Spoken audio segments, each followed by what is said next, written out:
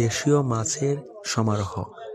প্রিয় বন্ধুরা, সবাইকে অসংখ্য ধন্যবাদ এবং শুভেচ্ছা। ভিডিও চিত্রে দেখতে পাচ্ছেন অসংখ্য দেশীয় মাছের সমারোহ। এখানে বিভিন্ন প্রজাতির দেশীয়, একদম খাঁটি দেশীয় মাছ। এগুলো বিল থেকে ধরা হয়েছে। জেলেরা বিল থেকে ধরে নিয়ে বাজারে তারা তুলেছেন। এই মাছগুলো প্রতিদিন জেলেরা বিক্রি করে থাকে দেশীয় মাছ।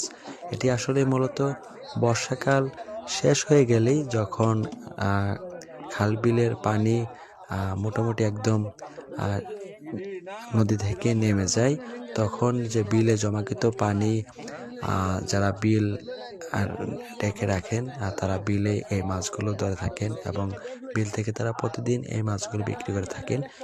এই মাছের বাজারটি হলো